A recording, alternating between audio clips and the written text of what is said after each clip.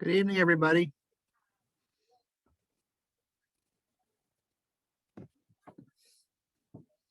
Hello, everyone.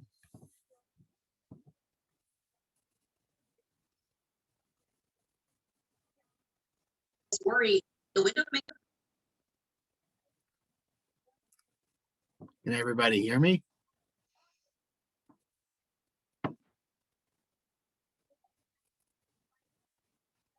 Amy? Hello. Lynn?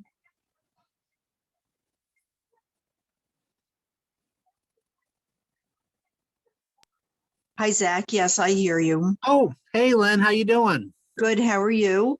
Hanging in there. Hanging in there. How's things out there in the pine bush? Very nice on a beautiful day like we had today. I wish I was outside. I'm going to be attending 2 meetings at the same time Oh, on Zoom. oh, So you. it's going to be hard, but I don't want to miss either one. Oh, good. So yeah, you had a what? You had a water main break out there, didn't you? That was Christmas Eve, remember? Yeah, that was big. That was big stuff. Yeah. Yep. And I saw, didn't you say today that you just got registered for your first injection? Yeah, so there's 3 days. I've been they have a slot for me. It's one of those 3 days, and they're gonna let me Good. know when. And then it's gonna be at the armory. I got my first one 2 Saturdays ago. Oh, good. Okay. It went Yep. okay. Yep, I had a really bad headache the second day, but no big deal. And a sore arm. The shot itself didn't hurt at all. We have Amy and Bree. Are you both? Looks like they're having audio issues. You may have to re-enter the meeting, Amy and Bree.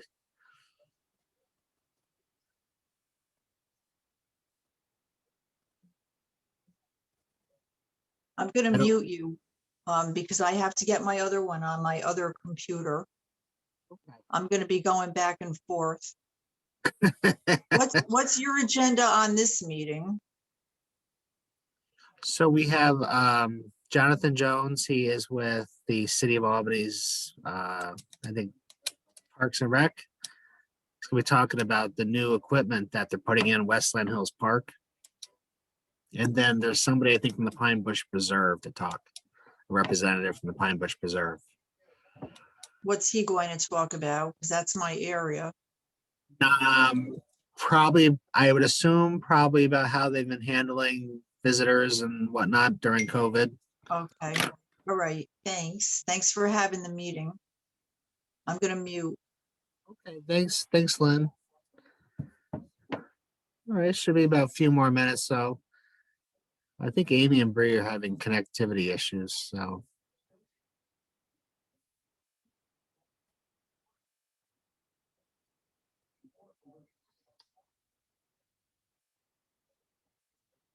hi, Amy and Bree. If you can hear me, I think you may have to re-enter the meeting. Maybe it looks like you're having issues.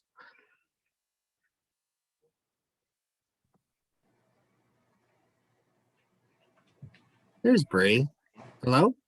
Hello. Hi, Bree. Hi, how are Can you hear you? me? Good. Yes. How are you? Good. Where are you? Where are you from? Oswego, New York. Oswego. That's north of Syracuse, right on the shore of Lake Ontario. How'd you hear about us? I've been working. Well, I cover all of upstate New York for the Compan Playgrounds Company, and I've been working with Albany since 2015, actually. Oh, so are you're working on the playground equipment? Yes. Oh, okay, for the Westland Hills. Yes. Oh, great. Well, welcome to the group. Appreciate it. Thank you. I'm Zach Simpson. I'm Vice President of the Upper Washington Avenue Neighborhood Association. I'm also the Chairman of the Council of Albany Neighborhood Associations. Oh, that's awesome. Well, it's nice to meet you. Nice to meet you too, Brie. Great. Thanks for joining us.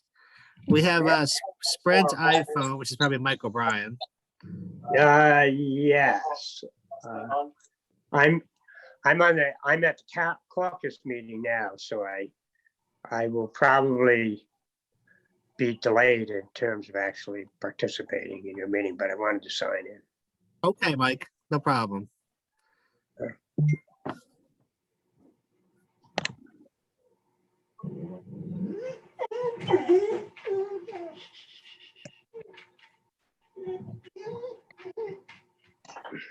Just a few more minutes, everybody.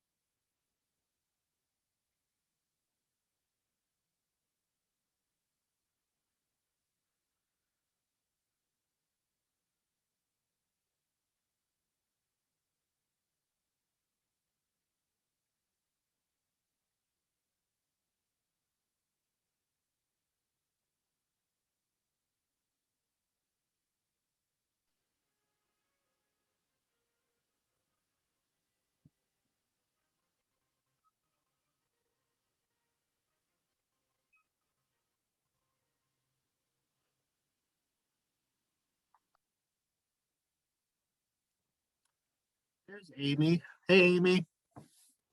I see a microphone popped up.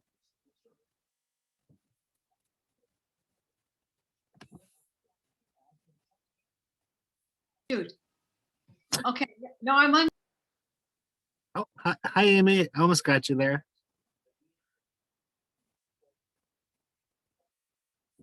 mute. Okay. Hi, Amy. Hi. Now if we could only get video on me. Oh, okay. You trying to figure out how to do the video? Well, I'm gonna make a long story short. Back in the fall, when I was on the PC we had, I could do Zoom perfectly. The PC bombed. I am now on my husband's Mac and we've had trouble getting it. This is the first time I've actually been able to actually get audio. So, Okay. yeah, so I'm excited. So, You're halfway there. yes, I know. So, of course, you can't see me. So that's okay. I guess at least you know I'm here. It makes it easier though. Do you use the hand signal of raising your hand if you want to participate? Yeah, you can do that. Sure. Yeah, if of course the video is on. Okay, what do you think I need to do to get the video picture on? You're talking to a PC Oh, guy. If you're on a Okay, Mac, you might as well start Googling. I I know. would go- Well, that's what my son was doing this afternoon, and that's why I'm finally partially there. But I would- okay, this is okay for the time being. I'm in. Yep. You know what? Go to Google and just say Mac Right. Zoom video on, and I think Right, you'll find the exactly. instructions. You're so. right. But for now, that's okay. So we're gonna start in what, about 5 minutes? Good. Is that Oh, right? we got a couple more people coming in. Hey, Hyde, how are you? Good to see you. Good to see you. We got Tom and Ann Flowers coming in.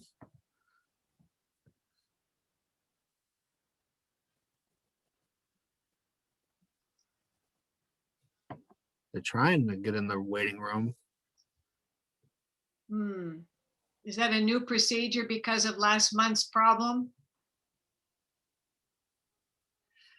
Yeah. Right, I gathered that. I read about that. That was horrible.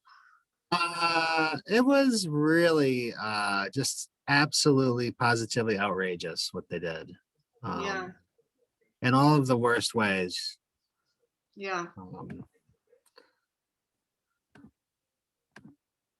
It was just a real sobering reminder about how horrible people can be, you know? Yeah. Oh no, what happened? So, I said,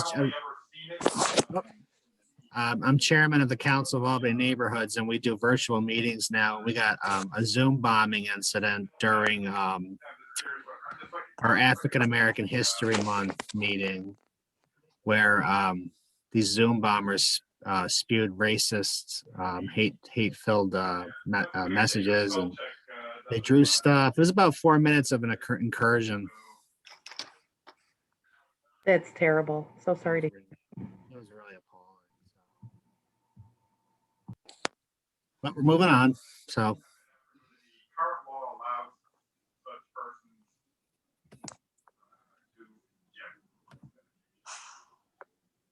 to, we got Jonathan.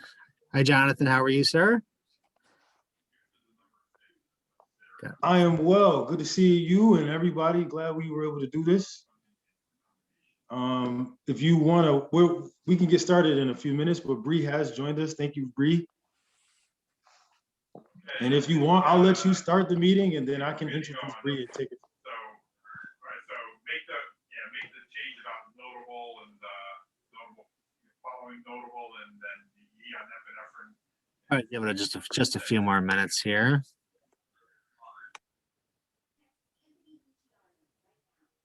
It looks like Tom and Ann Flowers are having connection issues.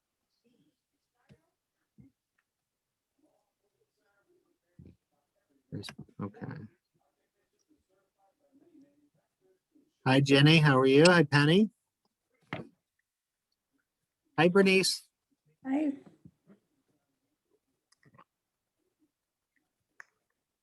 Hi, Tom and Ann. Hey, Zach. Hi, everybody. Hey, Peg. Hey.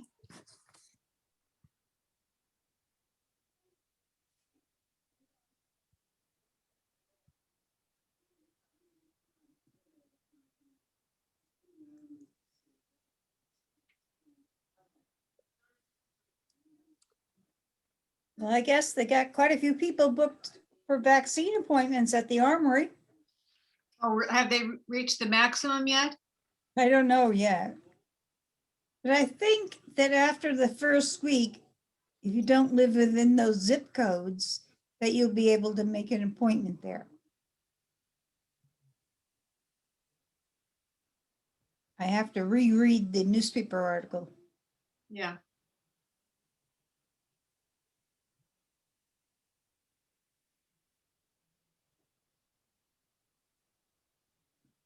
I have a pending appointment at U Albany, but it's not until April 1st. Do you think you could get in the one at the Armory? Yeah, after they open it up to the other zip codes. Oh,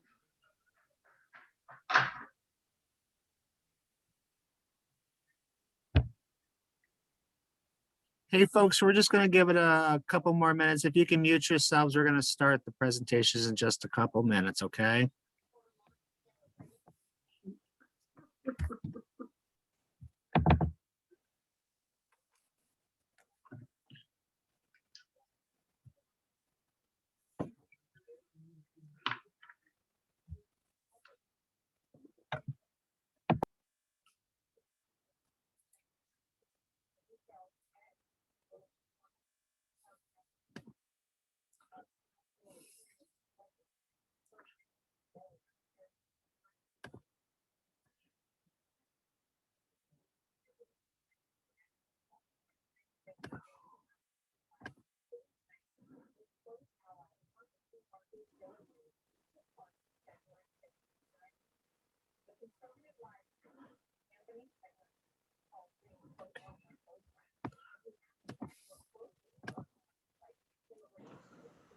Hey, Zach, how's the waiting room look?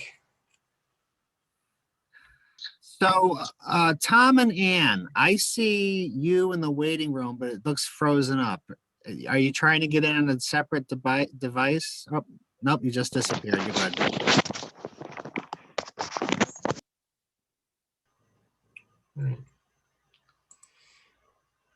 I think we'll get started and just let people join as we go. So good evening, everyone. My name is Hyde Clark. I'm president of the Upper Washington Avenue Neighborhood Association. I want to thank you for joining us tonight for a joint meeting of UANA, Melrose, and Pinebush Neighborhood Association. Our first presentation tonight is we have Jonathan Jones with us, and he's the Commissioner of Recreation, Youth, and Workforce Services at the City of Albany. And I know, Jonathan, you have some other folks here as well, so I'll let you do those introductions. And thank you so much for joining us tonight. Great, thank you, Hyde. Good evening, everyone. From our team, we do have Justin Atlas, who's our Deputy Commissioner of Recreation, and Casey Craig, who's our Operations Manager. And, you know, I am just excited. This is, I think, Brie, this is our 20th playground that we've done together. I've been commissioner since 2014 and had the privilege of working with Brie and Complan to modify our playgrounds. And so just a few house rules before Brie starts. Obviously, we're going to be focused on Westland Hills. Her presentation will be on Westland Hills. If you could just let her finish her presentation, and then we'll open up for questions. And I know we also have our Pinebush Neighborhood Association here. And I know you want to talk about some things in your area. Hopefully we'll have more than enough time to talk a little bit about that with Brie. But if we don't have enough time, I am committed, and our department is committed to meeting with you to hear more about what you would like to upgrade, as well as things you would want to see programmatically.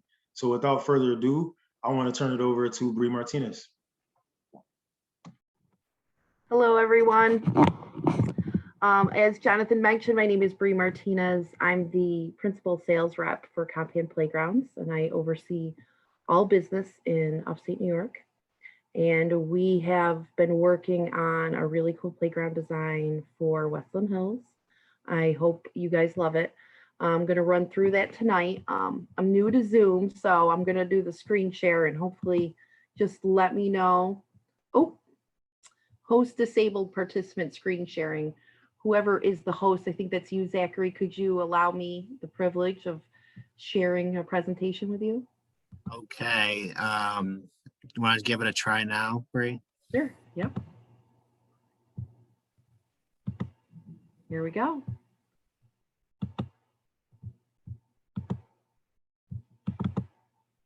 Okay. Can everyone see my screen? Yep, we're good. We're good. We're good, Brie. Okay, very good. All right. So I'm hesitant to put it into presentation mode, but let's see what happens. Hopefully that will make the screen. There we go. Okay. So I'm just going to jump right into this. We're going to go through just a review of the park as it exists today. We'll take a look at Google Earth so everyone kind of orients themselves to where we're talking about in the park. We'll go through some site photos just to refresh everyone's memory of specifically the playground equipment that exists today. Then I'm going to jump right into the design proposal that we have for Westland Hills and show you the site plans, the posters, and then if you have questions about specific equipment, we can always get into that later. This design, I would say overall, I'm very proud of. I think it's a beautiful design and you'll love it. But you'll see here at the bottom, optional enhancements. Some of the portions of the original design were slightly outside of the initial budget that the mayor has committed to this playground. So what we did is, instead of taking them out at that point, is we kind of left them as optional enhancements, something that could be worked towards or fundraised towards in the future. But I will go through specifically what's fully budgeted for and then what is not or could be developed in the future. So just again, to kind of orient ourselves, this is the aerial Google Earth of Westland Hills. Traditionally, just to orient everyone, this is the parking lot I usually enter from. This is the splash pad area. The big hill is right here, and then we have our playground spread throughout this area. Now, it's a very large area that the playground's in, wide open on one end, but also heavily wooded on the other. And over the years, you know, multiple apparatuses and older playground equipment have been installed kind of sporadically throughout the space, which is nice because it does encourage children to run back and forth, but it really was a little haphazard in its design, not well concentrated. And there was a little bit of flow issues there with it, but I still wanted to kind of have that same vibe. So just to orient you as well, this is, I'm in this photo, I'm standing up on the hill, sort of looking down, and you can see one of the, two of the many swing set bays and the larger playground structure. We've got the climbers back here, smaller 2 to 5, and there's even more structures off to the left that you can't really see in this photo. Over here is just sort of looking up at that large embankment and some possibilities. We really wanted to incorporate something and utilize the old soapbox derby hill and make that part of the play as well. And then again, these are just some more images of what's there today. You can really see, you know, again, the red, white, and blue color scheme. And again, just kind of placed all around. We do, some of the issues with this here is, you know, over the years, we don't really have a compliant surfacing anymore. So we do have some safety concerns with this equipment. A lot of this equipment was, you know, 15 to 20 years old. So it's predating a lot of the current ASTM, IPEMA, and CPSC regulations. So those kind of things we don't really want to keep. Also hoping to kind of bring a brighter, more beautiful aesthetic to the park as well. It's a stunning, stunning park, and really just wanted to pay homage to that in some respect. So I'm going to jump right into the design itself. So this is a site plan overlaid over Google Earth, and you'll see we've added what would be 4 separate areas here. Again, we didn't want to concentrate everything centrally in the park. We did look at designs like that, but it didn't feel right with the large space and it being so wide open. And again, we're starting to take away that physical attribute of the original playground. So we kind of scattered this out into different types of play activity in different age groups. So I'll get into these in more detail, and we'll get a little bit of a close-up on each one. But in general, this is sort of 2 to 12 equipment, very physical, swings and a zip line. We have a 5 to 12 rated playground down here. And then the 2 to 5 rated area is tucked up underneath this tree. So we're getting some nice natural shade. This is going to be our first poster rendering of the area. We did decide to do a subgrade type of playground here with the multiple areas. So we'll be excavating down, and you'll be able to walk directly from the grass onto the top of surfacing. So it'll be a nice smooth transition, but again, wanted to keep the areas separate. We did go to the Compan's Robinia product line, which you can also see in Van Rensselaer Park, Luanello Park, and Franklin Park we just installed last year. All have the wooden Robinia products. These are really great. You get that old feel of some of the old wooden playgrounds we've seen, but it's not the type of wood that was traditionally used in old-fashioned wooden playgrounds. This is all black locust, which is a hardwood.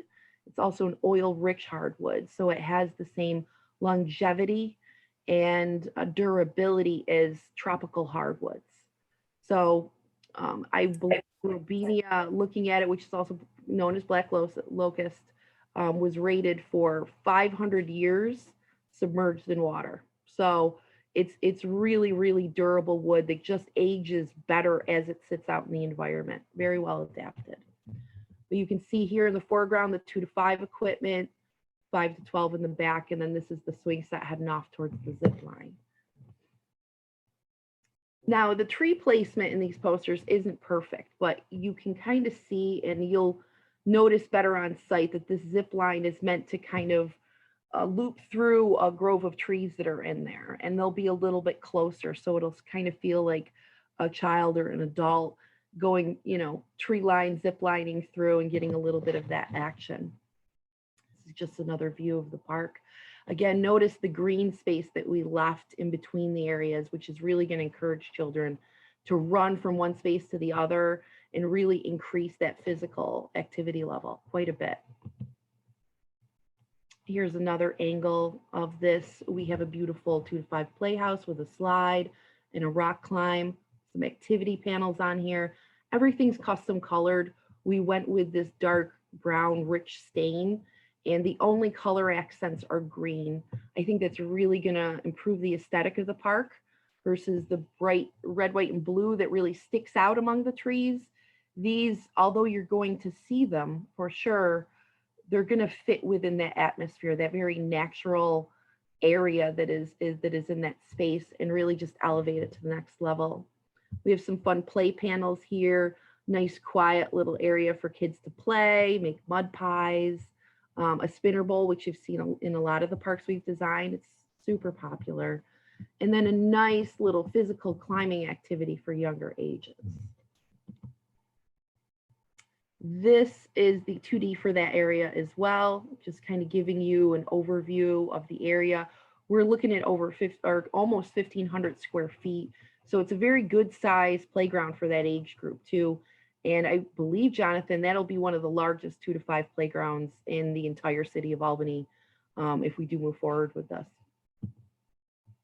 Here's another angle of this. And again, you'll see the bench there for sitting and relaxing and viewing the kids, kind of looking back out towards the hill. This is the 5 to 12 area.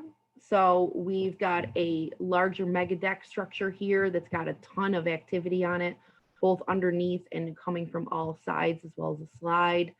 The seesaw, this is a 4-person seesaw, very old school, traditional style seesaw. We also have this at Luanello Park, which has been a huge hit. It's a little bit more an aggressive or exciting type of seesaw than the very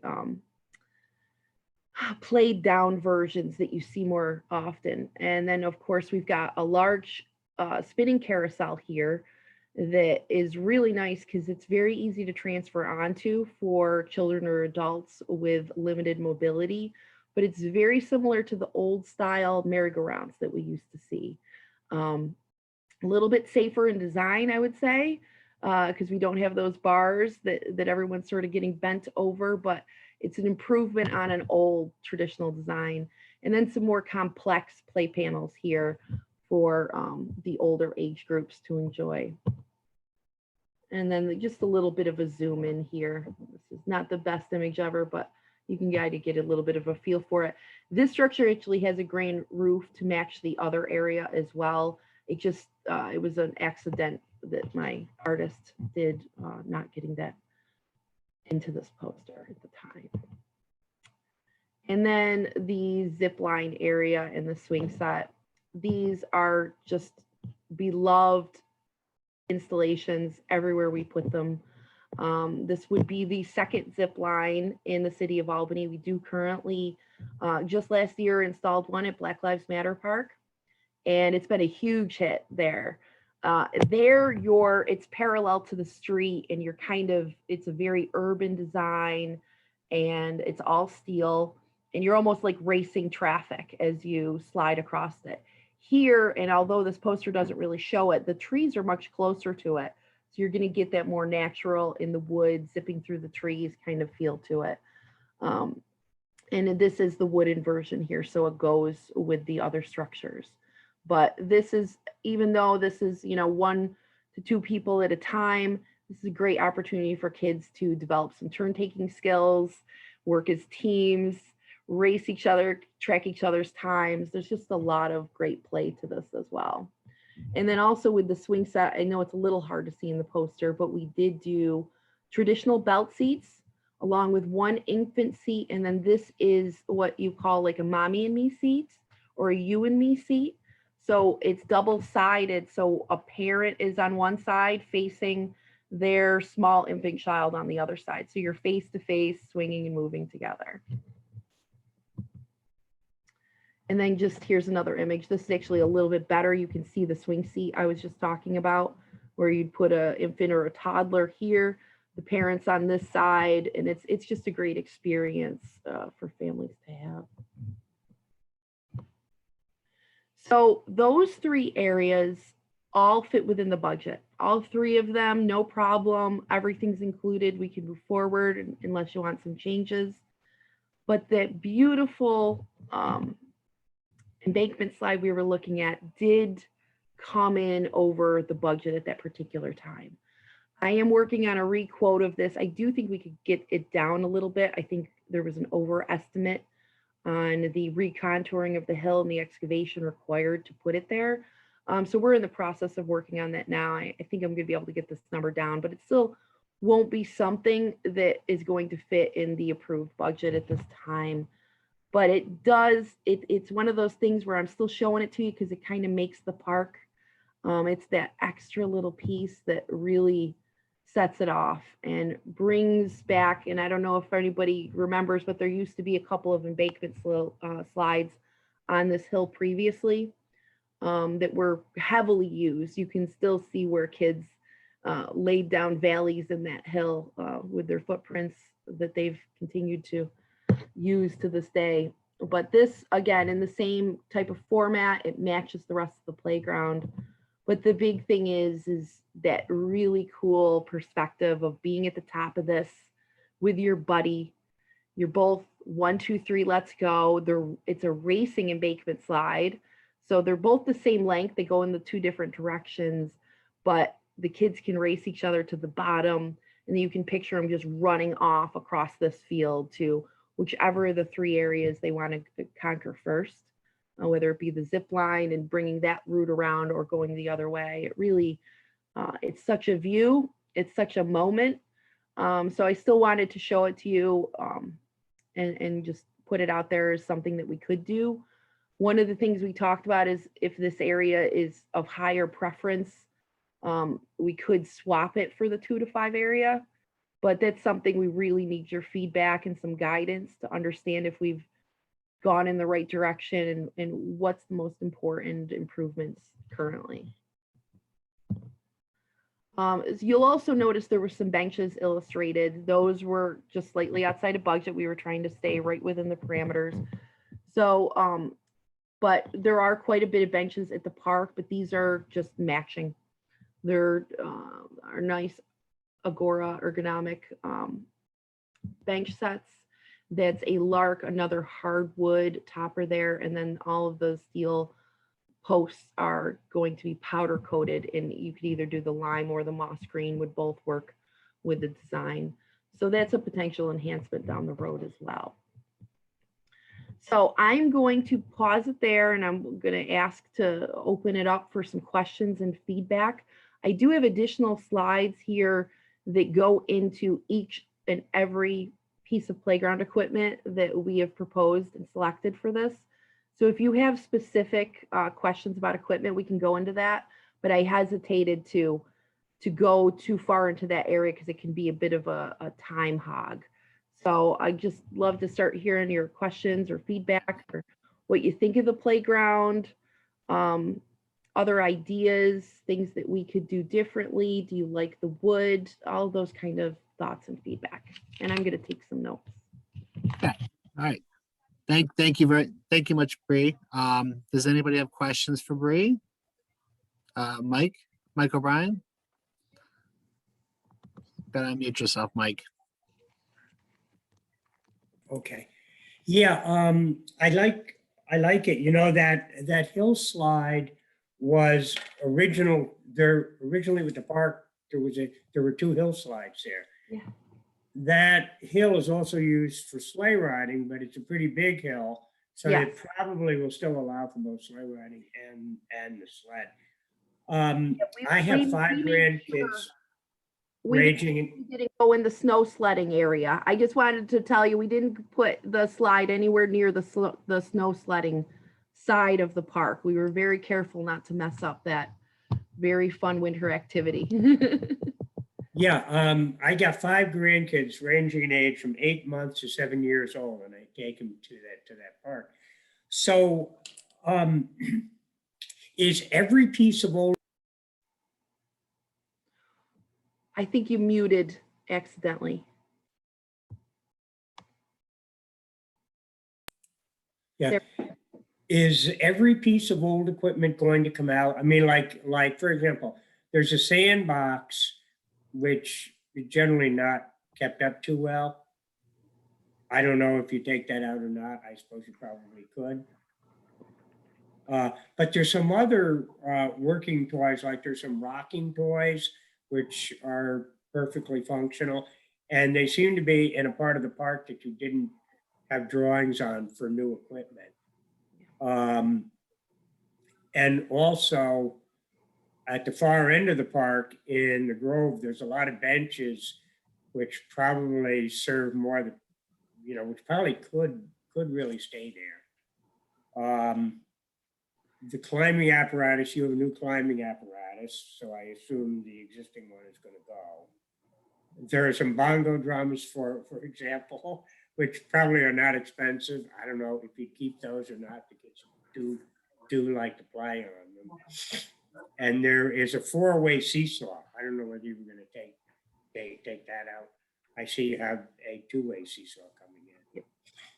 So to answer your question, there are some things we have to consider when we start updating a park and investing in it. And one of the regulations is that once we, and I believe it's 20% update on a particular event within a park. So the playground is considered an event. And we are doing a substantial improvement on it.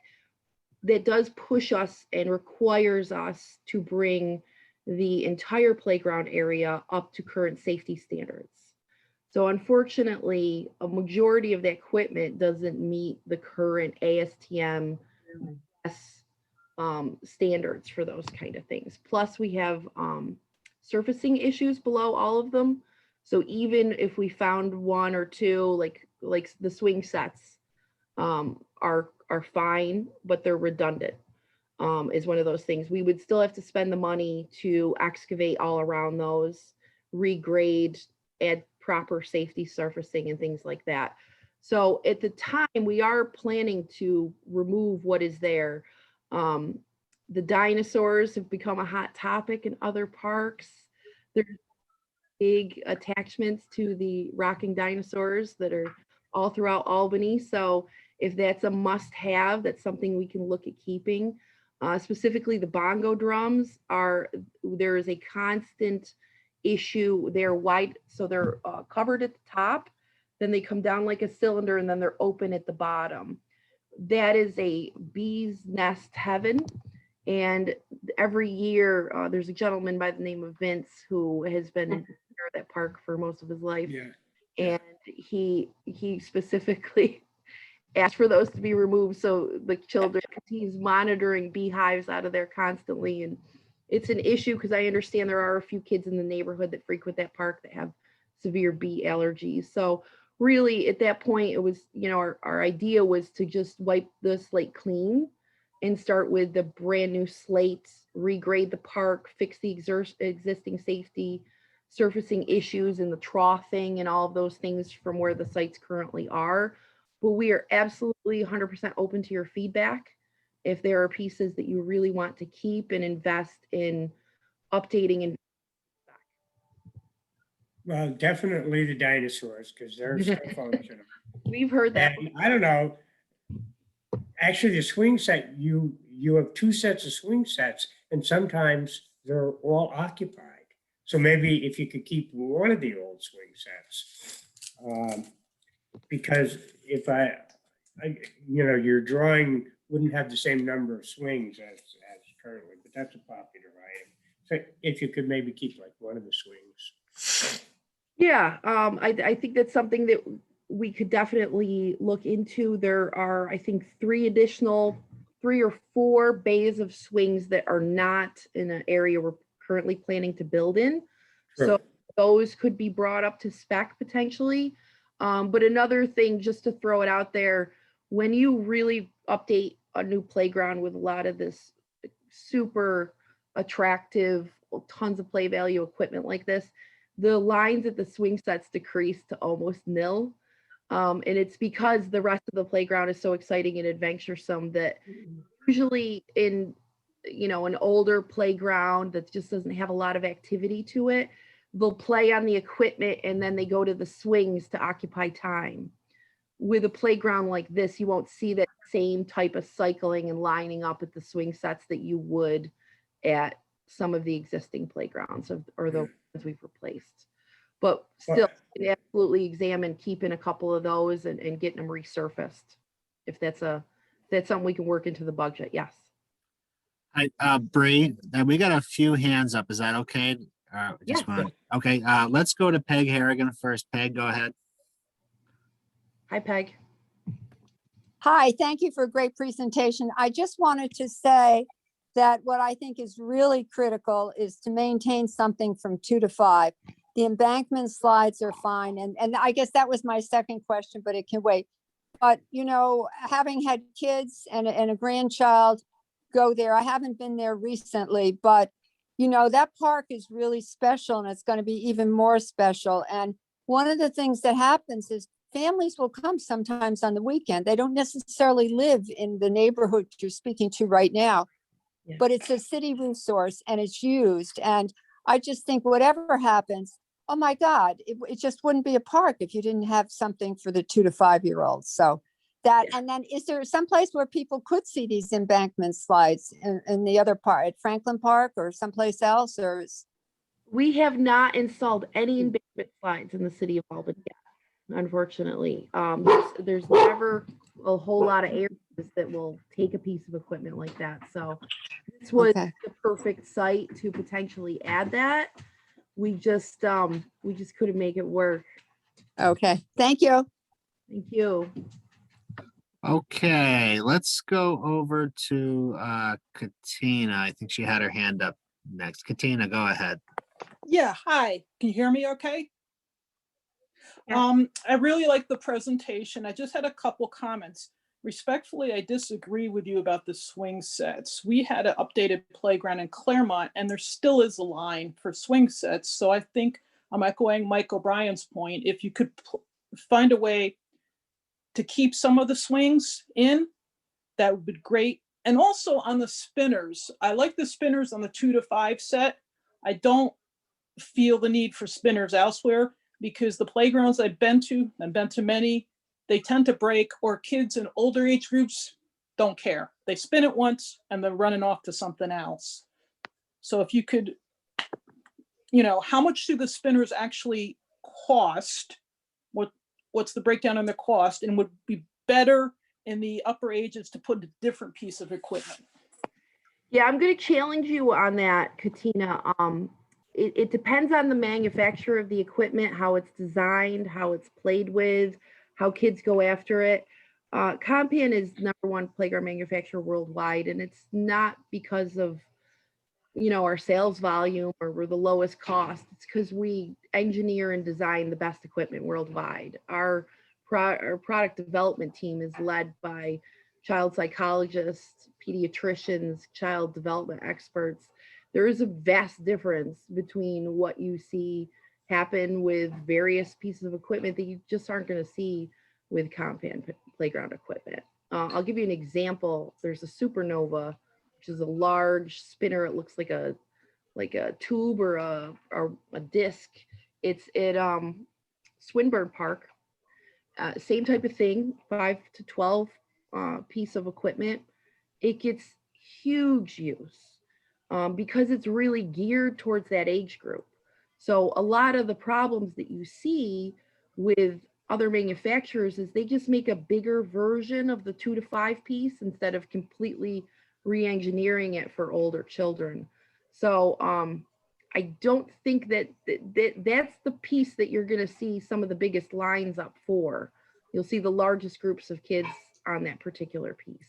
Can you show me a comparison of the two spinners from the 2 to 5, or you can email the 2 to 5 and the upper age group spinners? Yeah, let me see if I can share my screen again. Let me right here. Let me know when you can see. Can you see now? Yep, can see. Yep. I'm just gonna try to go through this. And I'm gonna just jump. Here is the spinner bowl. Oh, I didn't mean those spinners, not the spinner bowls. The spinner on the, the things on the board that you spin. Things on the board that you spin. Are you I'm talking so- about like the play panels? Yes. Yes, those don't seem in the upper age groups to, I'm sorry, I used the incorrect terminology, to get much use in the upper age groups. And what is the price, they use them, they spin and they run. Yeah. These are things we could take out. They're very inexpensive pieces, so it's not like gonna get you the embankment slide or anything like that. Okay, These are like $1,000 or less pieces. But if you feel that they're a real issue, we can always remove those. no, I mean, is it better with the upper level to have a bench and I leave it to the folks in, Like a It- like a bench or like a- another spinner instead? The spinners are great. I misunderstood you, I apologize. Oh, okay. spin- I the get what you're spinners- saying. The spinners are super. Those are Okay. great.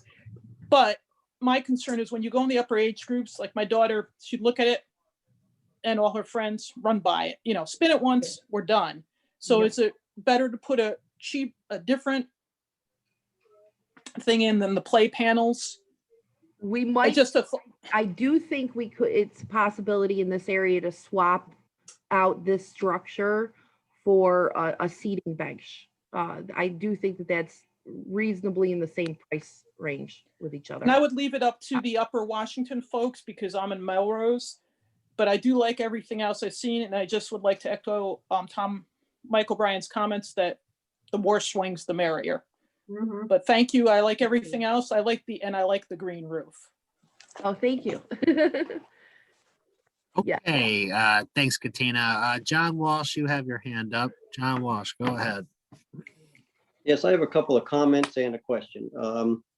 There is a handicap swing that's there now. It's been there, and I have seen people using that swing with some handicapped people. I didn't see it in your plan, so I don't know if we're eliminating that or not. Also, I noticed it looked like some concrete pavement. Is there a plan to put concrete in instead of the blacktop that's there? And the last thing is the zip line. How do they get up to that? Thank you. No problem. So the ADA, yes, there are a couple of the bucket style ADA seats on one of the existing swing sets, and I think that would be an obvious choice of one of the ones to potentially keep. It sounds like that's like unanimous almost idea to keep those in place. So we definitely want to earmark the one with those seats and maybe the one adjacent to it. I think I know which set you're talking about. To keep those. The pavement or anything you saw in the renderings, it might just be the way it was artistically drawn. We're not doing any asphalt or concrete work other than the footings on the playground equipment. And then, what was the third one? I'm sorry. The John. zip line, how do they get up to get Zip on the line. zip line? Yeah, that is actually, the seat for that is only 3 feet off the ground. So if you think of okay. like a rope Alright. swing, you grab up high and you just kind of swing up onto the seat of it and go from there. So it's quite low, which it has to be able to be used in a public space. I think anything above 4 foot that moves in that sort of way has to be supervised like at a ticketed style event. But this is at a low enough height that it can be left in a public space and used by anyone. Yeah, the biggest thing I thought, and obviously it's not going to happen, is the concrete. Because I know it's not that bad there. Where it's bad is over between the trees and the street. That's the roots of the trees have really buckled all that up, and it's kind of tough walking through there. So I can imagine kids trying to run through there. We'll take note of that because I know that we've heard that brought up before about just making sure that the pathways and other parts of the park are up to snuff. So I'll take note of that for sure. Great presentation. Thank you. Oh, thank you so much. Karen, I think Karen Kniff had a question next. Karen? you Okay, I ready? don't know how to get that yellow hand up there. Yep, I saw it. Go ahead, Karen. I'm glad you answered the question about how high the zip line is, 3 feet, you know, if kids are with parents, they can put their kids on it and zip line down. What do we have to offer kids over 12? Is there anything we're bringing in there besides maybe the tennis courts to offer to kids above 12? Yeah, Not really. so it's sort of a misnomer. The United States rates all playground equipment into 3 age groups: 6 months to 2, 2 to 5, and 5 to 12. It's like once you turn 13, you fall off the side of the earth. Too bad. That's an rating. important time. Yeah, there's no US standard rating for an age group above 12. However, being a global company, that's not the case in many other countries. It's not the case in Canada. It's not the case in Europe, Germany, Denmark. There are age groups above that. So what we have in this playground is equipment that really is appropriate for anyone still willing to play. You'll see me on that zip line at the grand opening. So physically, like, anyone can get on it. We do a lot of our playground equipment. Some structures might be rated for 8 to 16 in Denmark that we sell as 5 to 12 here, because that's the way the rating system works. So there is quite a bit of, aggressive, like with the zip line, the 5 to 12 area, that merry-go-round. Believe it or not, that seesaw, you got to go over to Luanello and check it out. It's a riot. It's definitely more of an older kid's item. And there's some aggressive play features on the 5 to 12 structure as well, like the banister bar. Are they weight rated for older children? Oh, we could walk a horse up onto that platform. Okay. And all of us stand there and hug it, and we're still not going to touch this. That's one thing about compound equipment, is it's over engineered. We just kind of go a little overboard with certain things. So there's no weight restrictions on any of it. Another question I have was the slides that come down the hill. The side of the hill that I believe they're coming down into the park, that is really the side that kids do the sleigh riding on. The other side, they do some, but it's a short ride. Could the sleds be put facing Colvin Avenue? Since you're going to be some earth moving, to make it all level or whatever you have to do, can the slides be facing the parking lot and Colvin Avenue? I'm not sure. I'm going to go back to the Google Earth. I think that's the best way to have this discussion, which is here. So when we did our site visit with the park folks, the Department of Recreation, Department of General Services, really they identified this portion of the hill as being the major sledding region of that area. Over here, it tapers down quite a bit. This is the area where the old, and I believe this was one of the old embankment slides, and then there was another one over here. We're going back into the footprint of the one that was farther down the hill that is on this side.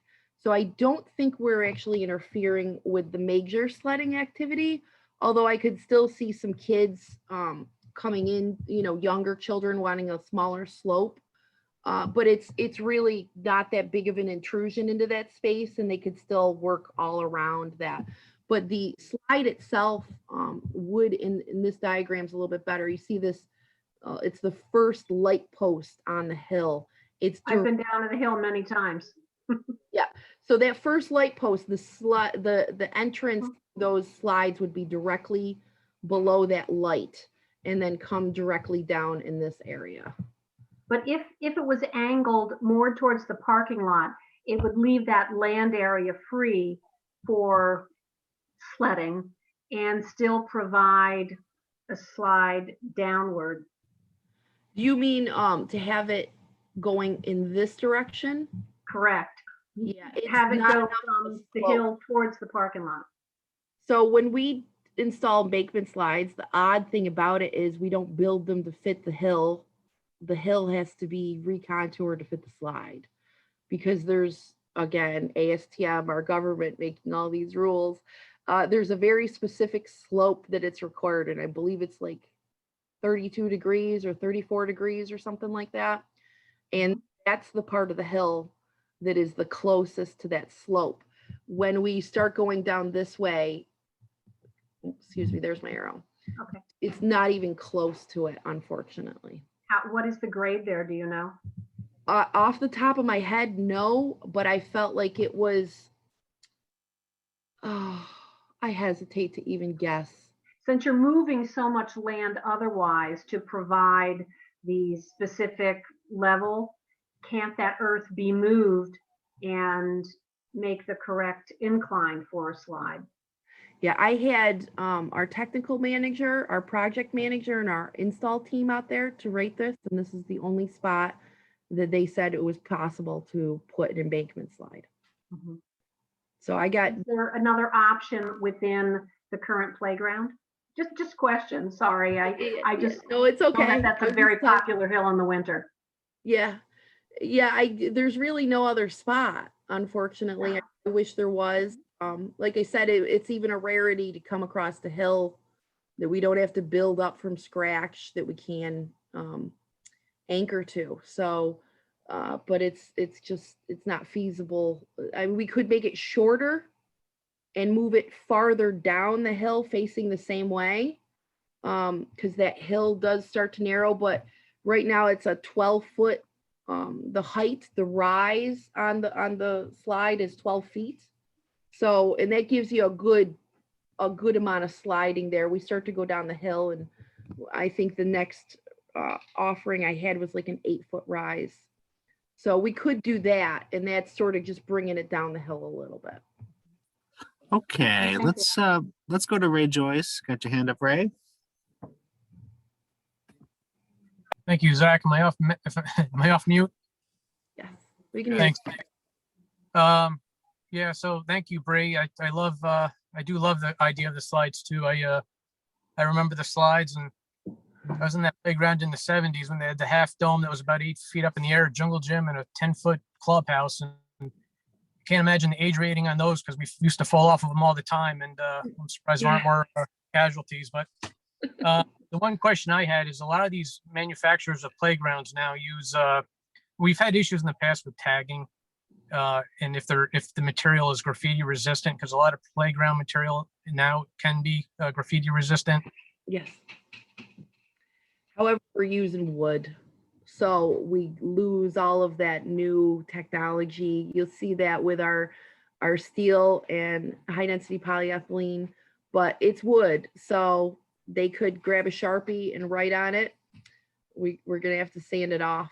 They could carve it like a tree. I mean, we gotta kind of hope. And I will say, and it's been a huge testament to the work that Jonathan Jones has been doing in these parks, is these major improvements, parks that we saw historical vandalism, no matter what it was, no matter what the improvement was, just vandalized within days, within a week, destroyed. That with these improvements, there's been almost like a neighborhood ownership, like a community policing. The vandalism rates have reduced so significantly. I think of Swinburne Park off the top of my head, which was an absolute nightmare. And the way that park is treated now, the dynamic, the reduction in vandalism, it's not perfect. There's still some issues we get run into, mainly with our basketball nets and things like that are over there. But I mean, the playground equipment has really been treated and cared for like it's privately owned almost. So I'm hoping we're going to see the same thing. We haven't seen Van Rensselaer was an area where that was a concern. And Jonathan, Justin, I don't know if you want to chime in here. I don't think we've seen any vandalism. Casey, have you seen anything over at Franklin yet, or Van Rensselaer? Not necessarily, and not to just kind of chime in. I actually unmuted myself about 30 seconds ago, ready to respond. One of the things that it's a it's something that happens in all parks. And I live very close to 2 parks here in the city of Albany. But more importantly, we are always looking out and trying to not only work with ourselves and our department, but the Department of General Services, whether it's through See-Click Fix app or what have you. But more importantly, like we try to go out and make sure we're routinely checking our parks. And graffiti happens. I mean, I was watching some kid, once again, I live over near Woodlawn. I was watching someone like actually physically, spraying something while I was out with my dogs. But that's not the point. The point is community is paying attention. Community is responding. Community will let us know. There's avenues in place that lets specific departments know.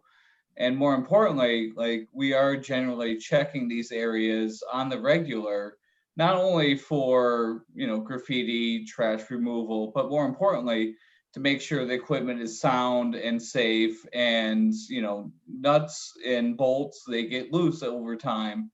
So we want to make sure that we're checking in on these areas. And while a valid question, it's very important that it's all routine maintenance at the end of the day is what I'm getting at. Yeah, DGS and Parks and Rec have done a great job.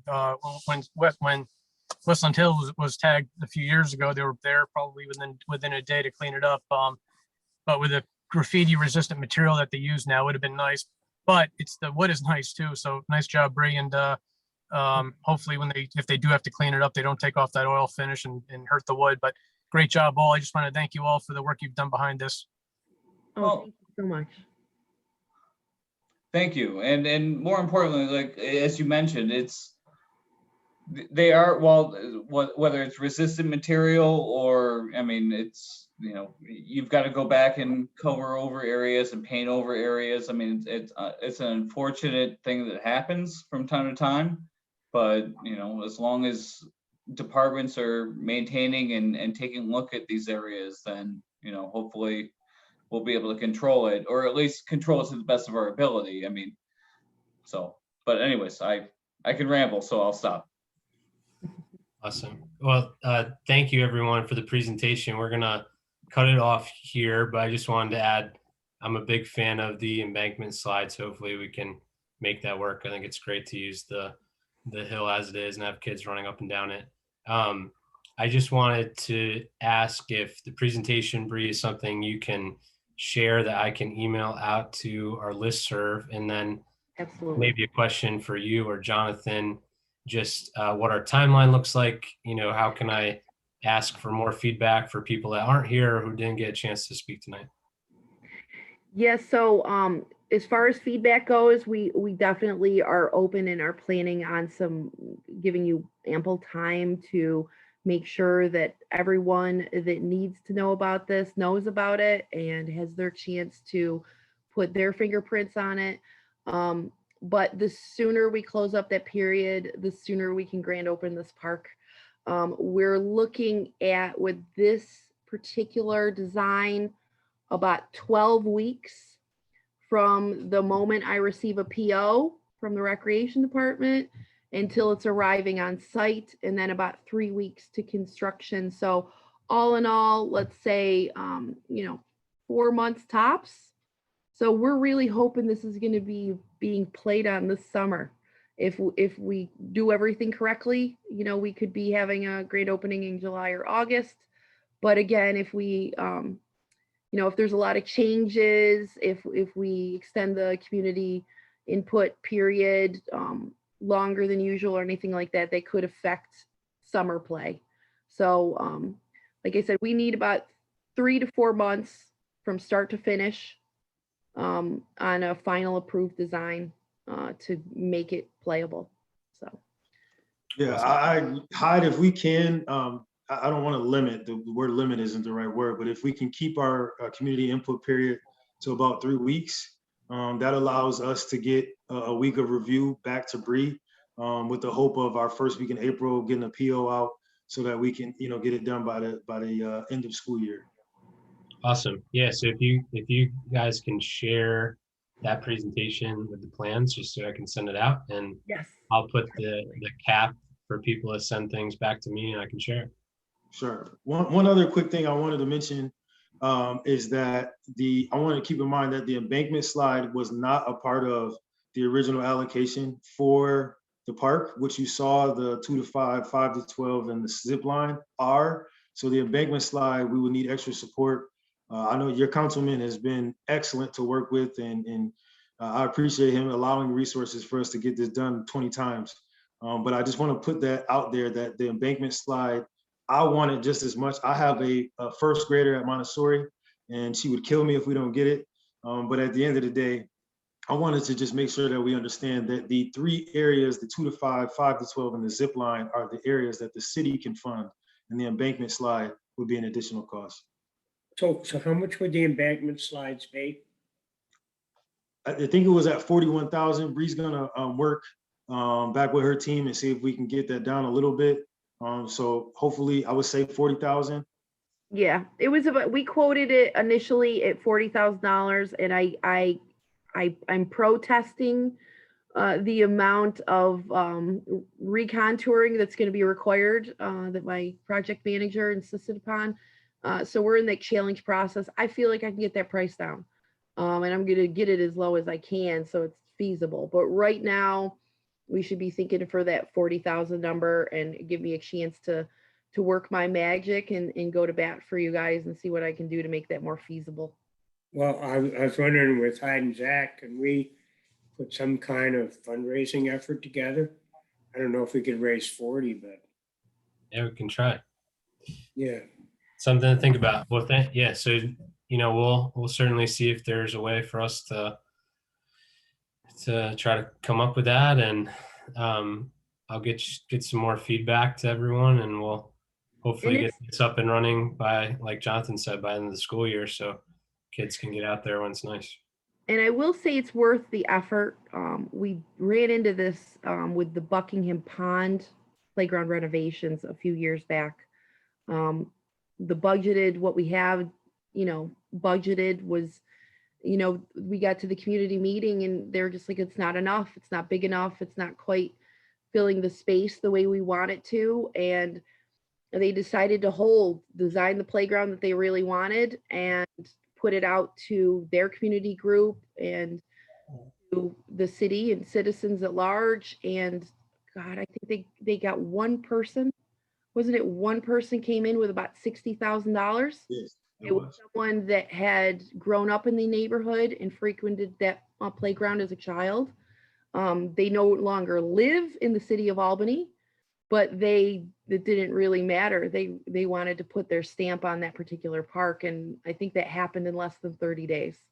So just to give you an idea that those things do happen, and they happen often. So don't be afraid to go out there and put it out there and see what happens. If you don't raise it all, it's not like we can't still use it to make some of these other improvements that have been suggested as well. All right. Well, thank you. We're going to keep moving with the meeting, and we thank everyone coming and giving the presentation. It was great. Thank you all. If you do have comments, feel free to reach out to the Department of Recreation with your comments. Hyde and Councilman, thank you so much for the opportunity. Everyone stay safe and take care. Thank you, Jonathan. Thank you too. All right. Next up, we have Penny from the Albany Pinebush Preserve Commission. Thank you so much for joining us tonight and for staying on during our presentation. And I'll let you introduce yourself. Thank you so much. No, thank you so much for the invitation. I appreciate it. I actually grew up on Homestead Avenue, so I'm very familiar with Westland Hills, Roseland Park, all those good parks. So I support anything you can do to help those areas stay active for families and neighborhoods. So, but again, as Hyde said, I'm representing the Friends of the Pinebush community. And some of you, I hope, are familiar with the Pinebush. Some of your names are familiar with our friends list, but just as a quick reintroduction, so the Pinebush Commission is a 3,300 acre preserve of gently rolling sand dunes located on 155 between Washington Avenue and Central Avenue, primarily, but then there are dunes that sort of go all the way into Schenectady and further closer into Albany. So But literally for most people in the capital region, it's a 15-minute drive. So a lot of people know it. The Discovery Center is the old SEFCU building, if that helps give you some landmarks. So the Pinebush Commission is they do the heavy lifting. They do the research, they do the preservation. The Friends, which is my organization, is the 501c3. So we're the nonprofit fundraising arm, and we help provide some financial flexibility for the commission. We support programs and outreach. We underwrite equipment purchases and research, and we help the preserve actually expand their borders and help with land purchases. So, so that sort of tells you a little bit about who we are. But if I can share my screen, I have a couple of images for you to share. So yes, so this is us.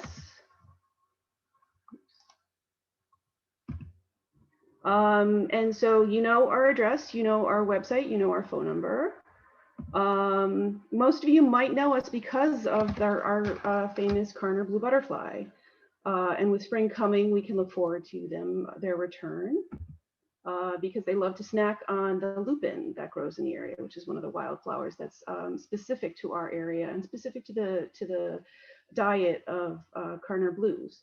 However, the preserve is beautiful year round. So in the lushness of summer, in the beautiful, colorful fall, and also in the winter. So a lot of people don't realize that the preserve is open 365 days of the year, 24 hours a day, 7 days a week.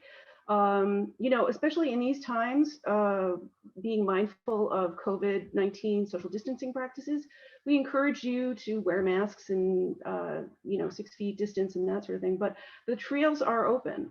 So the fun thing is that if you come up to the preserve, you'll see all sorts of tracks, like, I'm sure you recognize maybe what those tracks are. We have a shoe here to show you size difference, but that's that little guy. So we have squirrels, but we also have something a little bit more exotic.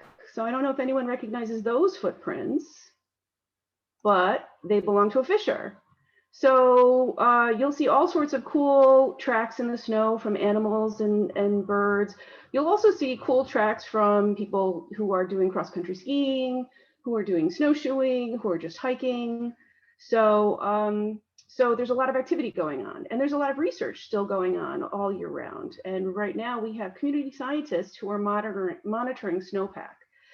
So what that means is you're just sort of measuring from year to year to see what precipitation is, climate change, that sort of thing.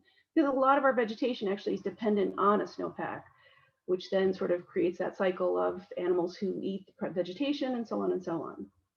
So the Discovery Center at the preserve is open limited times right now, but so if you get a chance or if you want to check it out, you can go to our website and check alerts. And that tells you if any trails are closed or what the hours of the Discovery Center are, but all that information is right there and it's super handy. We are running programs right now, limited attendance, but we have all sorts of on-site naturalist walks. We also have online and virtual programs. So we have a program coming up actually tomorrow, our first book club. So we're just reading The Overstory by Richard Powers, which I feel like it's a bit divisive, but I read it and loved it. So we're going to talk about it tomorrow, which is going to be a lot of fun. We also have a monthly science lecture. So the next one on that is on March 18th, which is about the ecological history of the pine bush. And then we also have a lot of opportunities for volunteers, as I mentioned, the community scientists. So on March 1st, we have our Frog Watch volunteer training session. If any of you are interested in natural history or in nature, and you want to learn how to become a Frog Watch volunteer, I encourage you to sign up. There are only 4 slots left, so I will warn you that they are going quickly. But in addition to these programs, we also have our Pinebush Perspectives, which is a juried photo exhibit.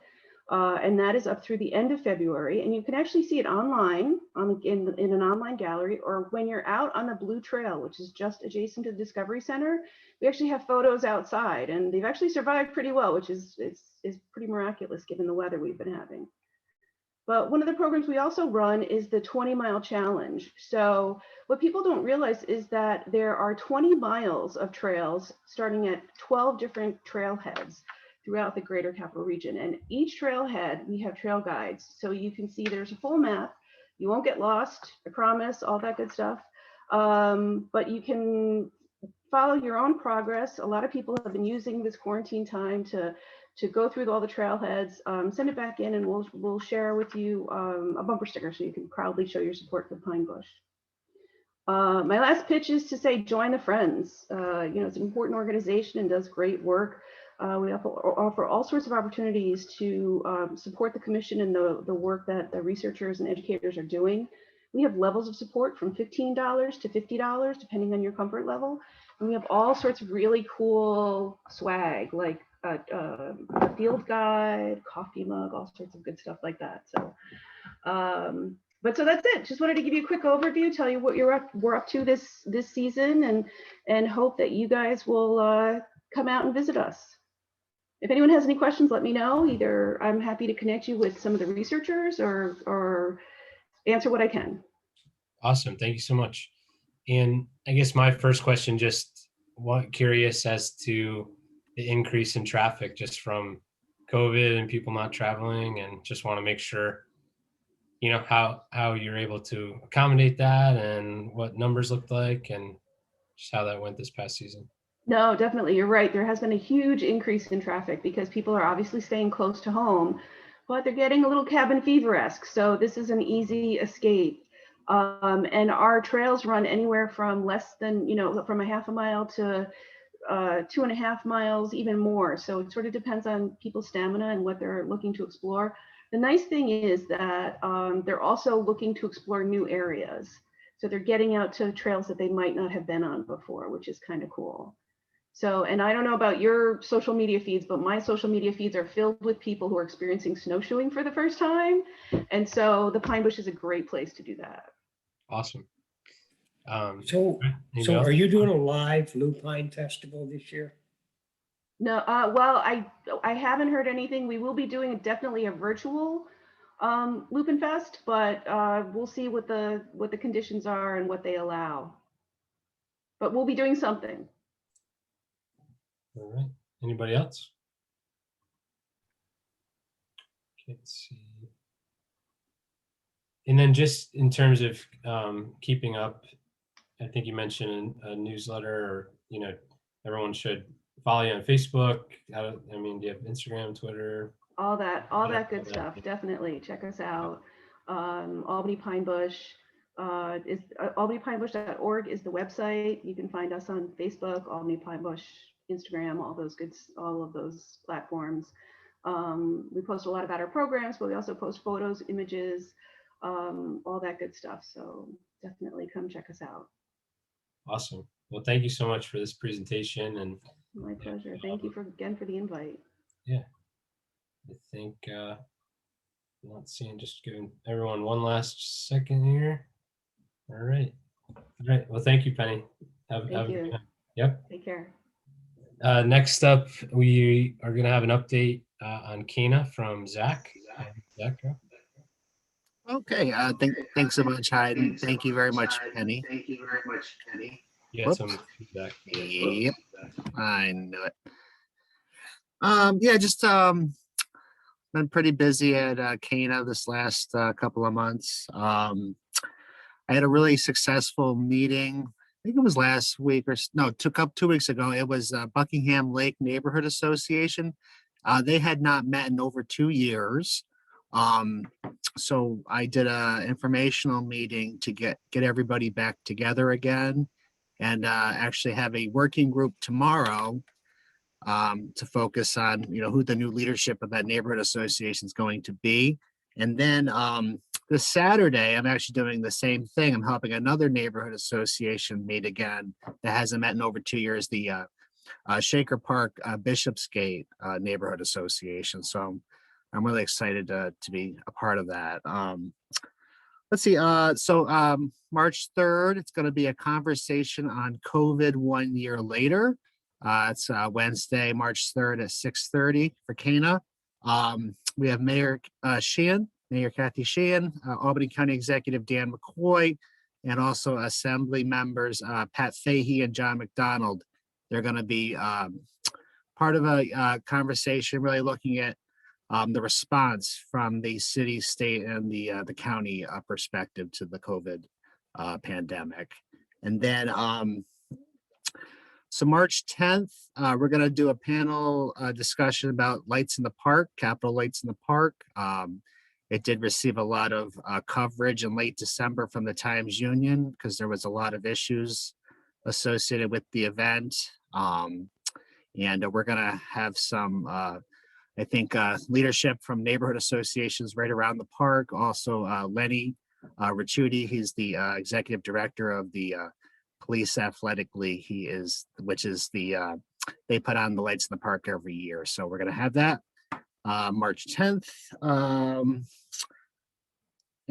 For the cooperative, we're meeting March 18th at 6 o'clock. We have Jordan Carlio Evangelist. He's the director of community relations for SUNY Albany. And then we also have Catherine Costa. She is the executive director of the Tenbrook Mansion Albany County Historical Association. I think that's about it. All right, thanks, Zach. Mike, do you have any common council or general city updates? No. I was wondering if you were going to give us a little update on 60 Calvin Avenue. Yep, I can do that. I guess just in terms of general city, I know that the city's doing a virtual St. Patrick's Day parade. So the parade was canceled again this year. I think the virtual is still on Saturday, right, Mike? I can double check. I think it's the 13th. That is correct. That's correct, Tide. Yep. And then the only other update is just, keep track of the updates we're on COVID-19 vaccines. I know they opened up the Armory Garage. You still have to be eligible under the state's regulations and guidance, but just be sure to keep track of any new information coming from the city or the county on signing up for vaccinations. Just a correction there. Not Yep. the Armory Garage, the Washington Avenue Armory. I'm thinking about the You're going to buy a car or you're going to get a shot? thinking about the 60 Colvin project. So I got Armory Garage on the brain. Thank you. So just an update on 60 Colvin. That's the proposed mixed-use development with about 60 residential units, commercial space on the bottom. That was approved by the planning board in December. At the December meeting, both myself and Mike raised issues about access being granted onto Anthony Street or the entrance exit into Westland Hills Park. Based on that, we did additional research at the Hall of Records and also reviewed city documents. And we believe that there's a strong argument and historical documentation that money was used from both the city and the federal government to make the improvements to that entrance and exit, and that it's actually part of Westland Hills Park. Mike has worked with council leadership to send letters to both the planning department and the developer. I've also met with the developer once to try to work out a resolution that would prevent use of Anthony Street by the developer. At the same time, we're hopefully going to have express dedication of that entrance and exit by the city to the park. We're also hoping that they do additional traffic studies as well as make improvements to the dog park. A portion of the dog park is located on the 60 Colvin property. So we're hoping to work out something with the developer and the city and allow them to, maybe move forward with the project, but at the same time, making sure that we protect Westland Hills Park and don't have traffic coming out of that private development into the park. So Yeah, Hyde did a fantastic job at researching and writing a memorandum, about almost 20-page memorandum, which got the city's attention. And, some of the stuff we discovered was discouraging. I mean, we were at that meeting on December 22nd. We had raised the issue of slightly the park. The planning board simply turned over to Dan Hirschberg and said, Dan, what do you have to say? Dan says, it's not part of the park. The park ends at the dog park. Well, our research showed that in 1974, when the council passed an ordinance appropriating a very large sum of money to develop the whole Calvin Avenue end of the park, that it included the Calvin Avenue entrance. And guess who the engineer was who got the lucrative contract to design that? Dan Hirschberg, the same guy who on December 22nd presented to the board, because he was now working for somebody else who wanted to use that entrance, said, no, it's not park. Absolutely galling. And to me, there's a systemic problem with the planning board. When the issue is legitimately raised and they just look over at the guy who's representing the developer and he speaks like Jesus Christ. It was gospel. They didn't argue with it. So Hyde's memorandum got their attention. And I think, and this is a good thing, I think it has them a little bit scared. Because I don't know, I think that's professionally unethical if you're an engineer. I think you're risking your license. If you know you did work for the city to make it a park, and then because your employer, your private employer wants to use it, you say, no, it isn't. But that's what happens. Yeah. So anyway, I think Pat, better Pat, not say much more. Pat's got her hand up. Pat Doyle. Yeah. Yes, my question is not as much as 60 Calvin as a couple of follow-up things, which maybe you're going to get to, about the houses next to Key Bank and the lights at the gas station. Yep. So for the houses next to Key Bank, we did have a petition by the neighbors that was brought forth by Councilman O'Brien to change the zoning classification of those two properties. Because the property owners contested that, it required a 3/4 vote of the council to approve. And unfortunately, we only had 8 in favor, I think 4 against, and maybe 3 abstentions or present was the vote. So that did come up short, and the properties are still zoned mixed use neighborhood center, the same as the Key Bank. On the lights on the gas station, I did reach out to the building department, and they did visit the property, and they were not new installations. They were just LED lights that were swapped in. And so since they weren't new mounts necessarily, it didn't require any sort of permit. I'm not sure if anyone has had a chance to talk to the property owners about possibly working with them, but from a city enforcement perspective, nothing was required, and they were able to swap those out. Okay, I don't even remember who the person is that wanted it brought up like 2 or 3 meetings ago, and if that person's on here or not. Yeah, it was a lady, I think, that lived at the end of Eileen, right? I don't see her. I don't know. see She her on. just emailed me. One thing I did notice, did anybody notice the big tarp on the side of the old trading post building? It looked like a wall either collapsed or they took down all the brick and mortar. And No, I think that's going to be his pizza place with parking next to the gas station, because he owns that. He bought that. And he's going to convert the entrance so it faces the gas station. And the problem why that market stood vacant was because it doesn't have parking, and it was built back in a time when you didn't have to. Who's But he, now he Mike? has, pardon?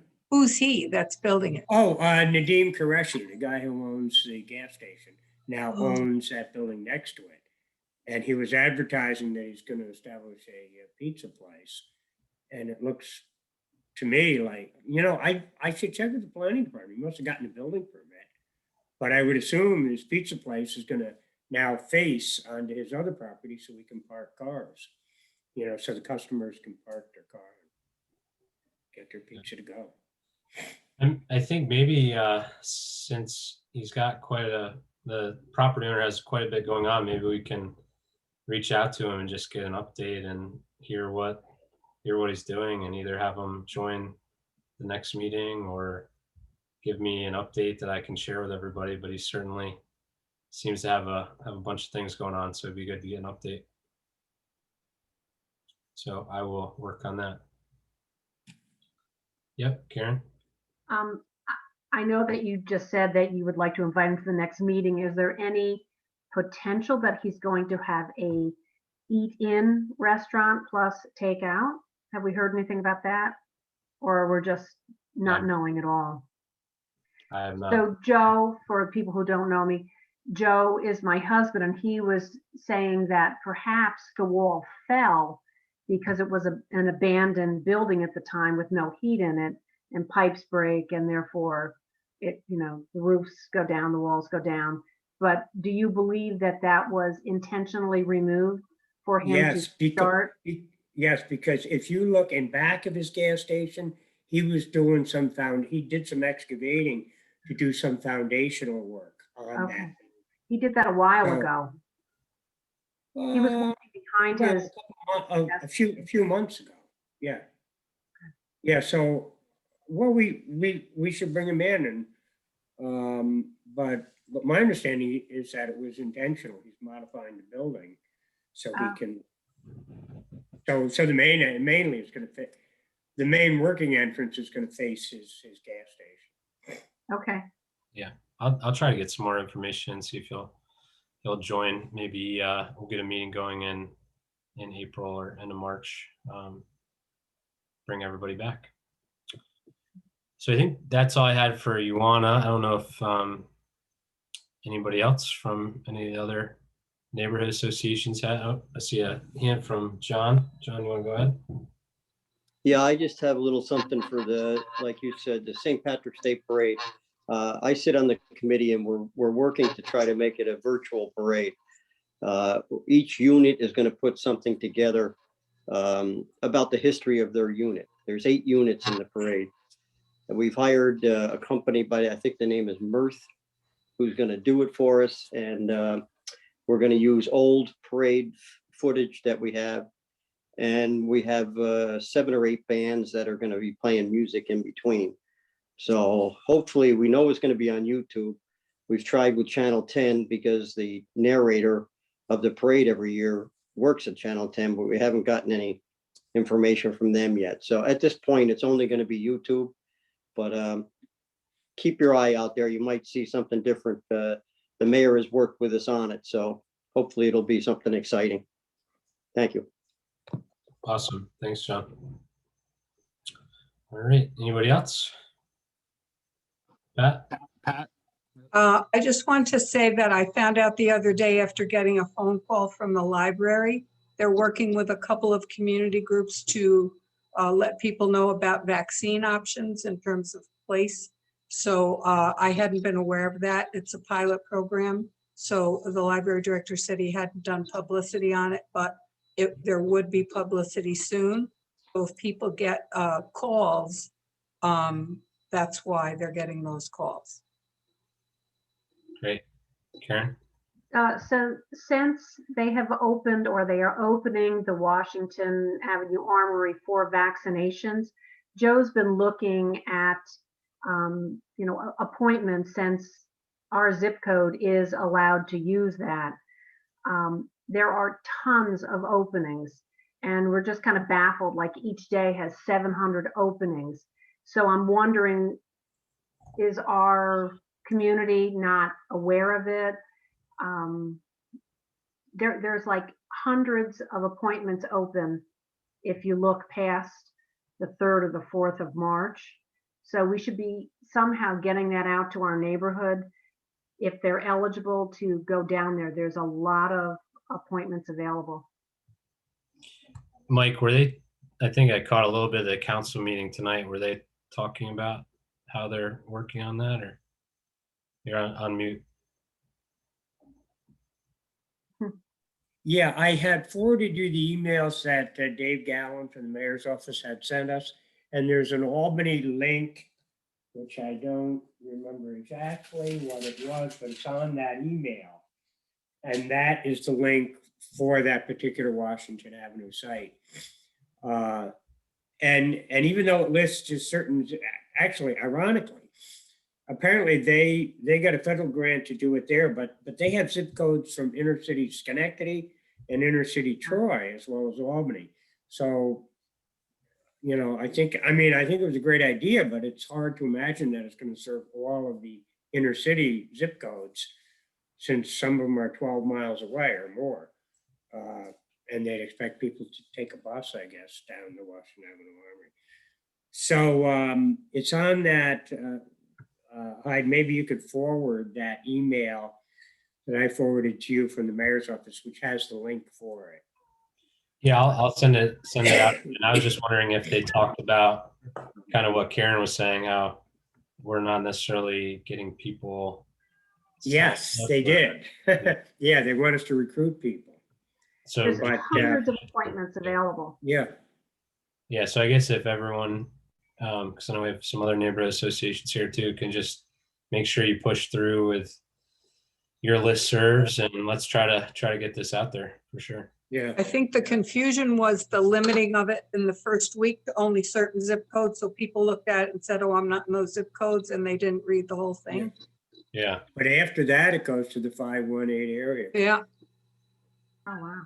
Didn't realize that. Okay, sounds good. Yeah. Thank you. Anybody else? No? All right. Oh, look at this one. I just thought I'd say hi. There's Joe. I was on another Zoom call. Sorry, I missed out on your meeting. I just figured you were up north. Nope, it was an up north Zoom call. Good to see you guys. Good to see you. Yeah. All right. Well, thank you. Everybody. Wait. Yeah. One more thing. I want to just congratulate Hyde Clark. He's going to be a dad pretty soon. So Yeah. congratulations, Hyde. Very nice. Thank you. The preparations are well underway. So Get your rest. surrounded by cardboard and trying to get a room together. But thanks, Zach. You're welcome. All right. Well, thank you guys for coming out tonight, and we'll keep updates going through the listserv. And as always, let any of us know if you have anything going on, and we'll share it and try to get an answer. Hey, Thank you. thanks. Have a good night. Good night, everybody.